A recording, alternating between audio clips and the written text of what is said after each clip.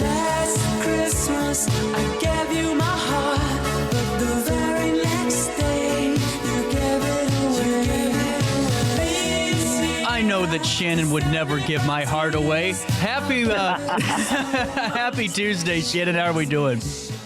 I'm doing great, CJ. It's good to be with you. Same here. And I mean, it's really cool just to, I got to thank you because I was having a little bit of a rough month of November, and we had the opportunity to go up to Belleville to see the cave for the first time, and I was just blown away up there with you, Shannon. Yeah, it's an amazing campus with an amazing programs. And, as we've talked so many times, CJ, there's such a need for workforce development to continuing and to be a focus in the state of Illinois. We don't have enough people to build, to fix, to repair, or remodel. And programs like the Cave are helping ensure that we have next generations that are learning those skills and coming through the pipeline. Well, and it's so crucial, and that's something that I think that's why I'm so excited that we do these segments and that we run some of these trade spotlights to really raise awareness to a lot of the younger generations that there's so much more to life than a 4-year university because it's not meant for everybody. And just to hear, I mean, Shannon, I almost quit my job that day. I was hearing that apprentices were starting at like 22 an hour or 18. I couldn't believe it, and it was just amazing to see the actual opportunities literally given to students right then and there whenever they graduate, whether it's December or April. Right. Yeah, the HPR was very excited to have a presence at that career fair at the Cave, and it was the second one we did in that month. The first one we did was a couple weeks before that, and we talked to about 800 kids that came through over the course of 4 hours, and there was about probably 60 of us, different associations and a lot of companies and the unions there that were there, to give the kids the information. And that's it. It's a matter of just letting them be educated about the options. And programs like the Cave and then the Collinsville Vocational Program is another strong program. And they're doing a great job of making sure the kids know what choices they have. And they've got all the most modern equipment, all the right tools, and they're really trying to teach these kids the right way. It's amazing what they're doing at those two campuses. Well, and on top of that, what I think is really fascinating is we had the opportunity to speak with one of the principals of the Cave. I'm trying to remember his name, a wonderful man, and we'll be playing those interviews for you because Shannon's got a whole hour dedicated to home builders and trade spotlights coming up soon, and I'll fill you in on more details in a couple of days. But we were talking and just hearing about, hey, every one of them takes a different course. There's a different project, so they learn a variety of different trades and a different, facets of it. And I think that's great because talk about a really great foundation, no matter if they stick with carpentry, whether or not they stick with concrete, you name it, you can always move on and still have a base of knowledge to keep going forward. Mm-hmm. Yeah, and that's just it. And through working, and they get to kind of figure it out, right? They may go into, let's say, the welding program, and at the Cave, and they learn welding, but then they're also exposed to other avenues in the home building industry, or with carpentry specific, or even computer sciences. I mean, it is crazy the programs they have. Everything from carpentry to, like I said, IT security or cybersecurity. They have nursing. They have childcare. Next year, they're launching aeronautical. So they'll learn about repairing airplanes and working on the bodies of airplanes and helicopters. So it's just they're continuing to expand the programs at both those campuses. And it's when you talk to the kids, what's amazing to me, some of them have an idea of the opportunities available in, we'll call the blue collar industry, right? Or in the trades. And some of them have no clue. They're like, what? I can make how much money? And, it's a big plus to come out of high school, go into an apprenticeship program, make $60,000 to $65,000 a year right out of high school, including your benefits, and then not have any debt or expense associated with that, besides getting a little bit of tools to start your journey in that career field. Well, so can I jump in here for a second too, Shannon? Sure. I wanted just to kind of highlight, when I was talking to some of the students, and you'll see, I think we set it for the 27th. We're going to, that Tuesday show's dedicated to the trade spotlights. I really thought it was amazing to see the inspiration in the eyes of kids again. And I'm not saying that in this philosophical way, but to really see that, these individuals are loving the fact that something that they're going to be able to do will contribute to the world. I was talking to a few students, Shannon, and I'm sure you have, where they go, I just can't wait to drive by a property and say, I worked on that, or I was a part of this. And to me, that's what builds the future of every community. Yep. I mean, and it is the foundation. Our communities are houses, they're businesses, they're buildings that we go to the doctor to. It's everything we do is built on that foundation in a community. And to have those kids get excited about it and feel pride. I'll go a little further. The Collinsville campus and the Collinsville Vocational Program, which is huge, they actually built a house this year that they just finished. In fact, we met with them at that home a couple of days before it was 100% finished, and our Remodelers Council, which is another arm of our association, we presented a check to those kids for their program for $500. And we actually did that at 4 different schools the week after Thanksgiving. And it was all for vocational and trades programs at New Athens High School, Freeburg High School, Belleville East High School, and then Collinsville Area Vocational Program. And we're going to continue to do that with different schools and different vocational programs across the 20 counties that we cover, because we have to keep encouraging these kids and show them the opportunities that are out there. Because as we've talked about before, in the state of Illinois, the median age for people in the trades or in the housing industry is around 56, 57 years old.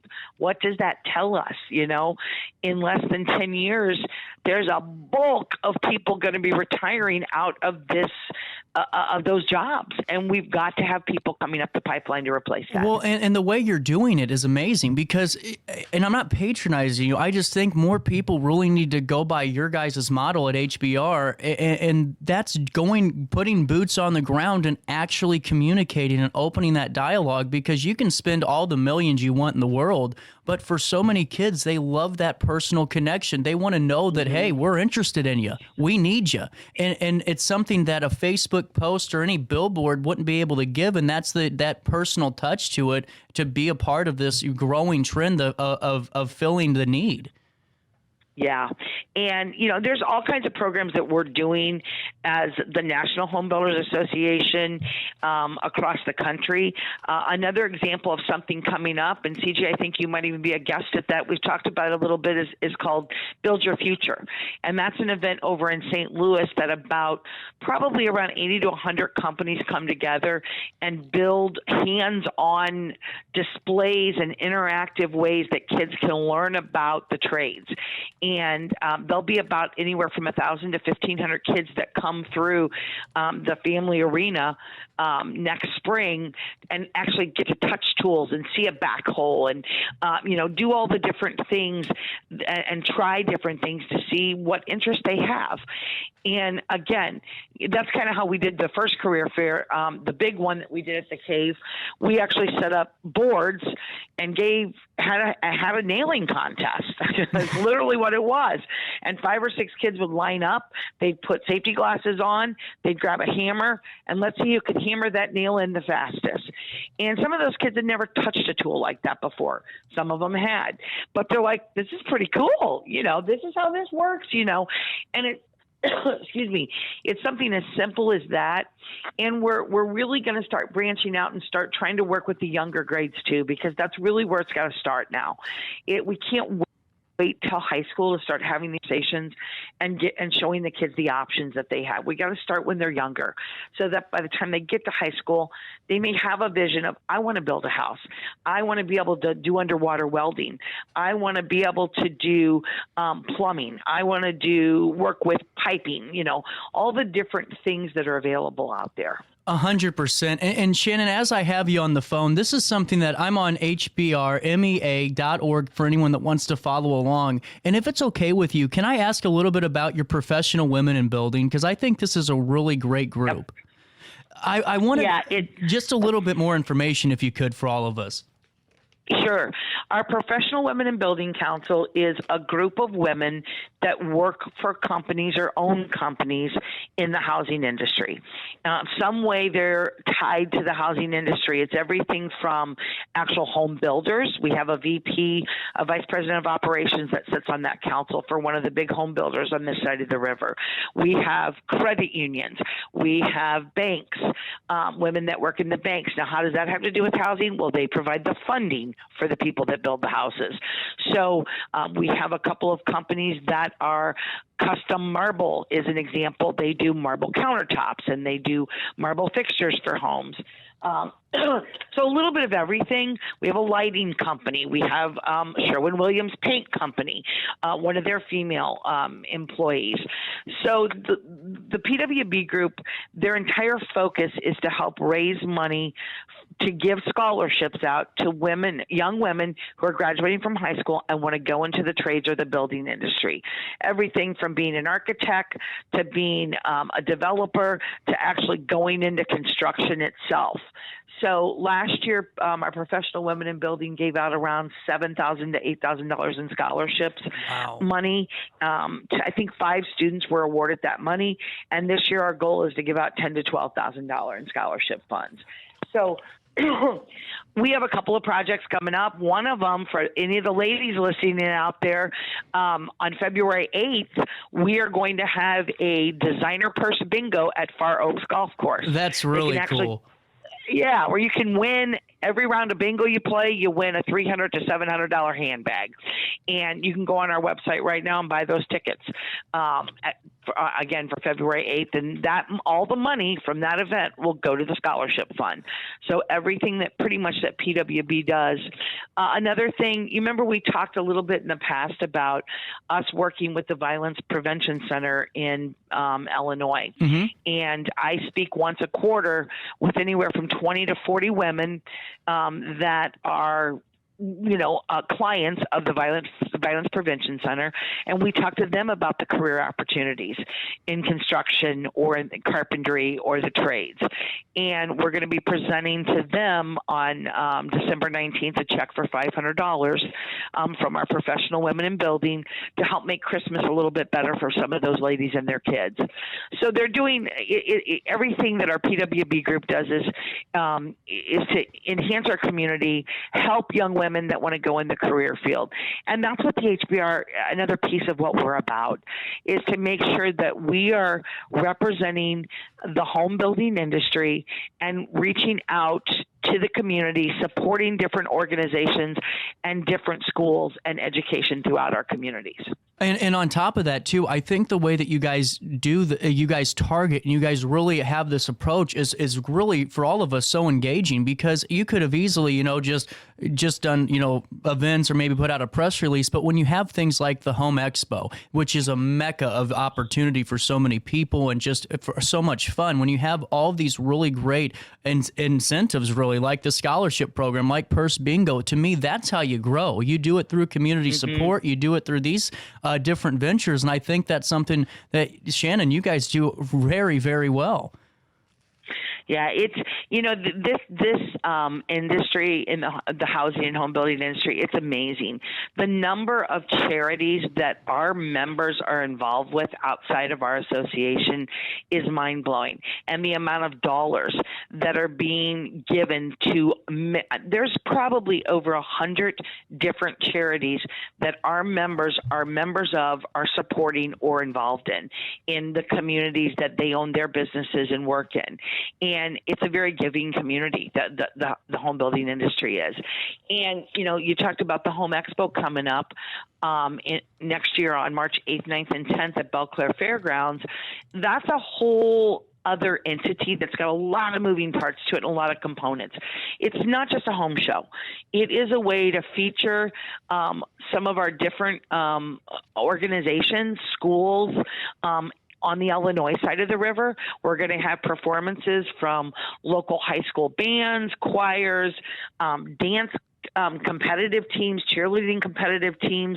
Special Olympics is going to have a couple of their performing groups at the Home Expo performing at different times. And then we're going to have over 130 to 140 booths that consumers can come. It doesn't cost them anything. It's free, CJ. We're not charging anything. And they can park for free, which is kind of cool. That's huge. That's huge. That's a mortgage payment in SDO. There you go. There you go. Exactly. So they can come on any of those 3 days. They can learn about new products. They can talk to experts in particular, a field that they may be interested, whether they're doing their own remodel project at their house, or they want to hire somebody to do the remodeling project, or they want to build a new house. There's options for all of that and much more.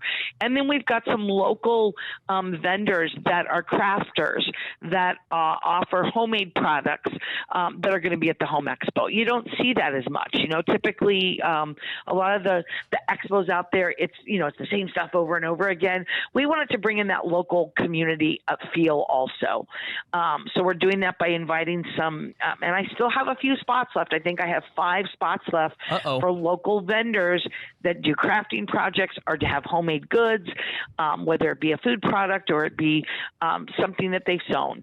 If they want to reach out to the HBR, we still have a few spots left for that, but not many. It's going to be very exciting. And then on top of that, we're going to give away almost retract that statement, $22,000 worth of prizes over the course of 3 days.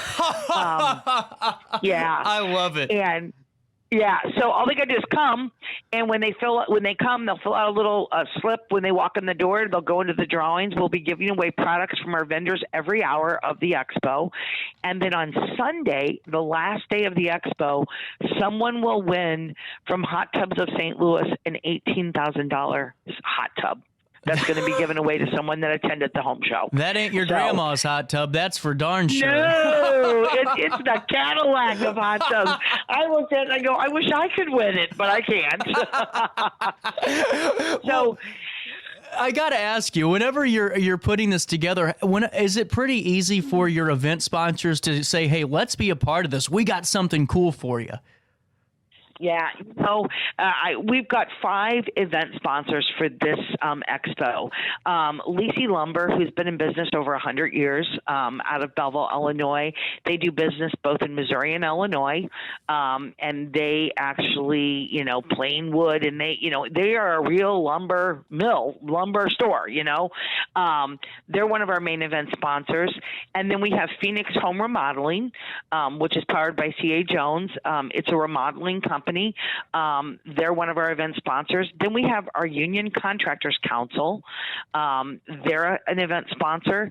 We have the Carpenter 662 is an event sponsor, and then we have Hot Tubs of St. Louis as an event sponsor.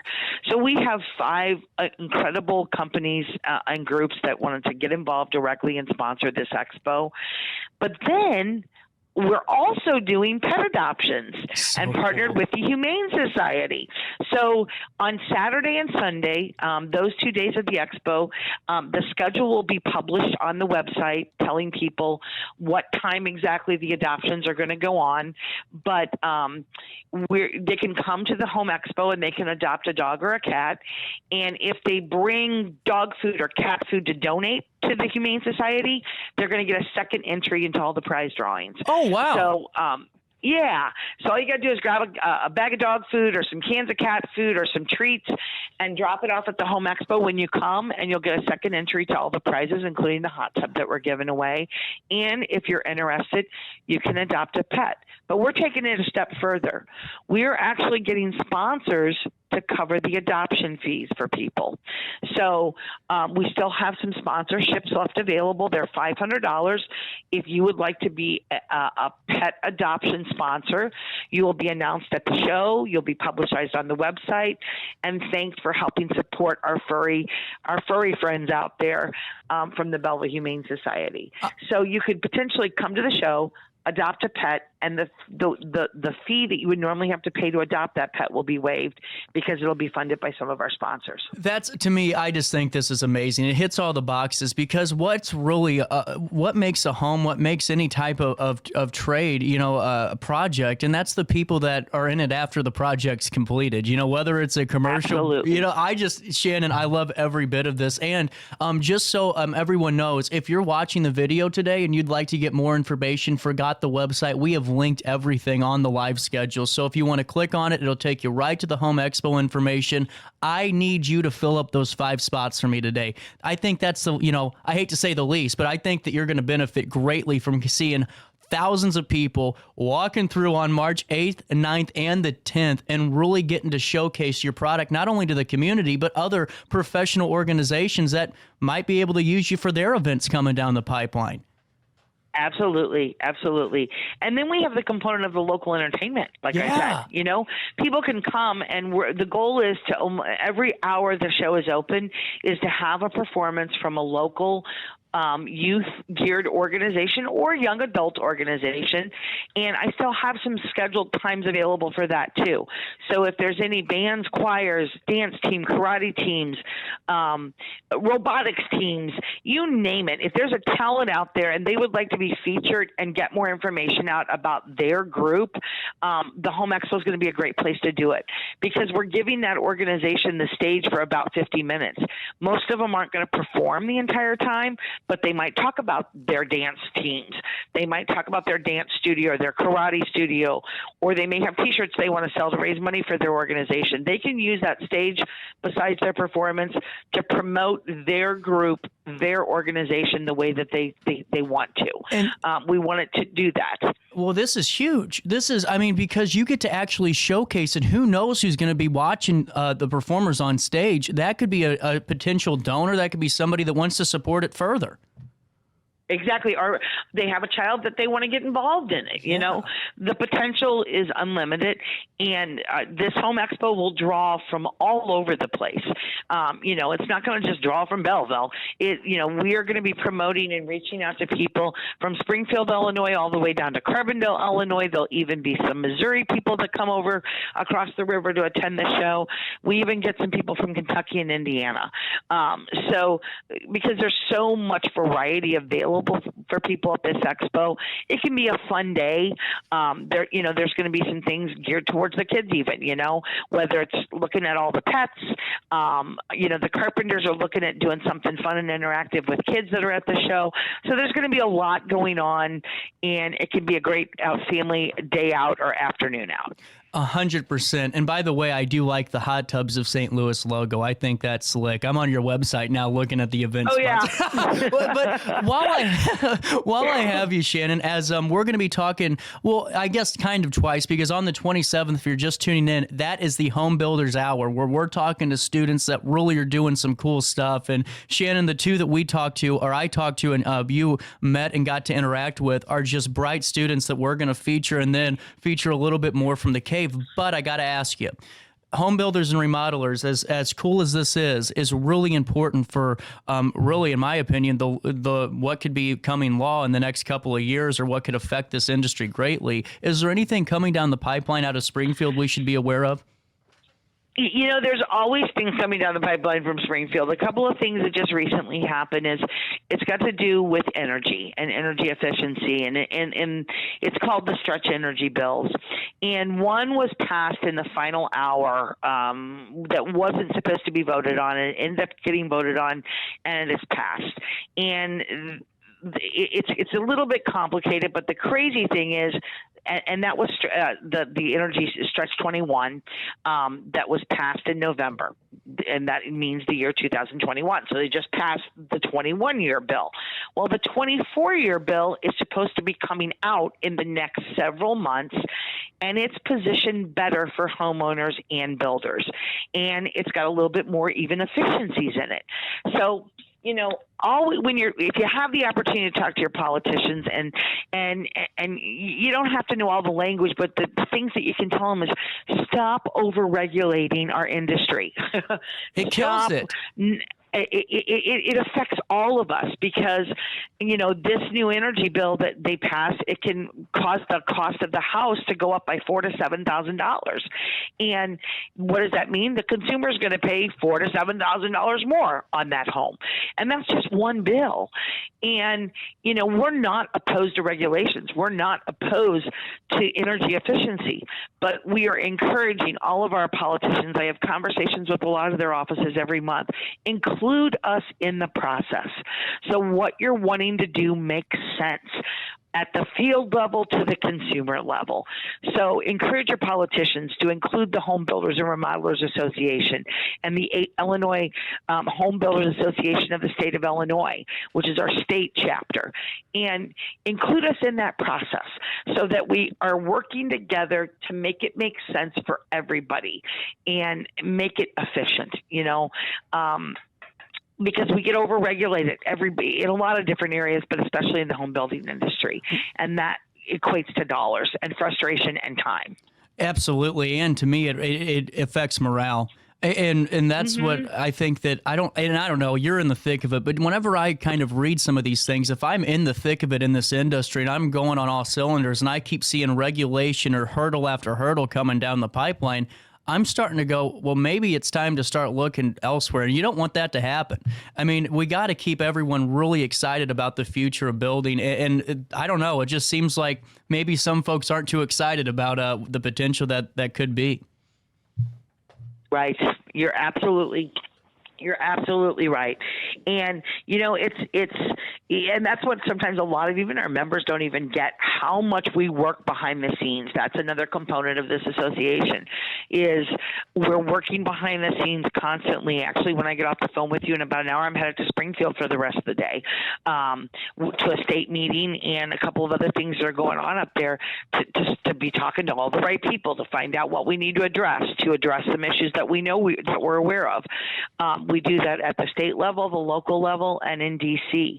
We've got there is a township in this area that is getting ready to put in place a lot of new regulations and stuff, and vote on it next year in January at a meeting. We have a really good relationship with that township. They reached out to us and said, let's sit down and talk this month before that meeting takes place next month. So that's what we want to continue to do, is create that kind of communication and allies between us. And it doesn't matter if it's Democrat or Republican. Housing is not a political issue. We all have to live in houses, and we have to have people that can build those homes. So we work with the left, the right, and everything in between. It's just to make sure that we're all working together for the greater good, which is to keep housing obtainable and affordable for people. 100%. And that's why I'm so glad, Shannon, that we do these segments, because I hope folks realize that your organization is so much more than sometimes we talk about spotlighting, and that's just a component, but the real work that you guys do each and every day is crucial. I mean, before, just a little tidbit thing, we just had something pass in a local township here where made it to where everyone has to have an electrical license or some type of license for electrical work, when a lot of the times it wasn't the electric company, it was some type of, maybe a sprinkler, system company coming in and trying to rework wiring that has no business being there. So there's just things all the time that I really wish, people would definitely consult more with you guys, because I mean, fortunately, we have an organization that has tons of individuals that collaborate each and every day and have a great understanding, right, far more so than a local bureaucrat or politician does. Well, and that's, what you're talking about right there, CJ. On our website, the other thing the public needs to remember, when you don't know where to go, you don't know who to turn to when you have a job you need done at your home, we have a directory on our website. Every member we have is listed there in multiple categories based on what they do.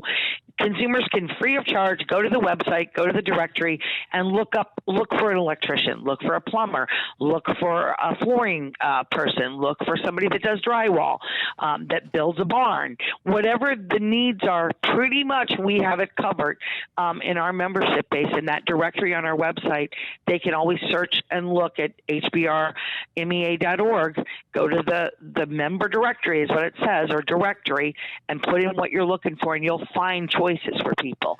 And we vet our members, and they're local companies that do quality work, and we're proud about that. 100%. Shannon, this was one of my favorites we've done so far. We talked for about 30 minutes, and I loved every bit of it. But, as we creep up to the 27th, I definitely think I'd love to get a phone call with you to lead into those really exciting conversations that we had. And as we gear up to the Home Expo and keep talking about it, keep raising awareness, we'll do the same with the trade spotlights. And we really appreciate the Home Builders Remodelers of the Metro East Association for your continued support to do so. Well, CJ, we appreciate you. We're glad to be part of working on continuing to bring focus to this industry, what the needs are for workforce, what the needs are at the political level, and then just what we can offer to consumers, and that we're here. And sometimes we get calls with questions about what do they do about something. We'll help, and we'll dig, and we'll try to find the answers from homeowners when we can. So, again, I greatly appreciate the time I get to spend with you and your audience. Same here. And Shannon, we'll be in touch soon for sure. That sounds great. Merry Christmas to everybody out there. Merry Christmas to you as well. 9:54, a quick break. We'll come back, wrap up the 9 o'clock hour, and look forward to the 10 after this in the heart of the 618.